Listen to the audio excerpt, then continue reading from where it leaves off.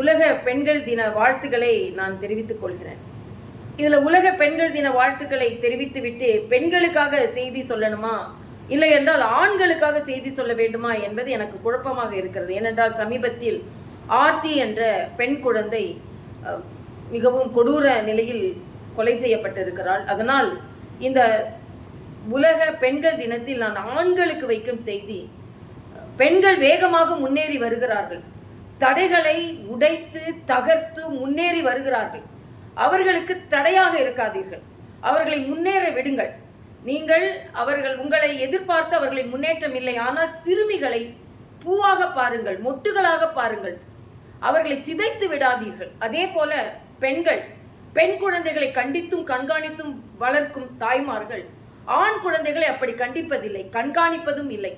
10 மணிக்கு வீட்டிற்கு பெண் குழந்தை வர வேண்டும் என்று நினைக்கும் தாய் எத்தனை மணிக்கு ஆண் குழந்தை வர வேண்டும் என்று நினைப்பதில்லை. அதனால் ஆண் குழந்தைகளையும் கண்டித்து வளருங்கள், கண்காணித்து வளருங்கள். அவர்கள் பெண்களின் முன்னேற்றத்திற்கு உறுதுணையாக இருக்க வேண்டுமே தவிர ஊறு விளைப்பவர்களாக இருந்துவிடக் கூடாது. இதுவே எனது செய்தி. அதனால் அனைத்து பெண்களுக்கு மார்ச் 8 மட்டுமே பெண்கள் தினம் இல்லை, அத்தனை நாளுகளும் பெண்கள் தினம்தான். இன்னும் பெண்கள் போராட வேண்டி இருக்கிறதே என்பதுதான் எனக்கு மிகுந்த வருத்தமாக இருக்கிறது.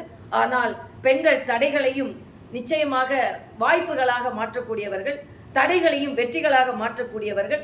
அதனால் அத்தனை தடைகளையும் உடைத்து எரிந்து வெற்றியாளர்களாக வலம் வருவோம். அனைத்து பெண்களுக்கும், அனைத்து மகளிருக்கும் எனது பெண்கள் தின வாழ்த்துக்களை நான் தெரிவித்துக் கொள்கிறேன். நன்றி, வணக்கம்.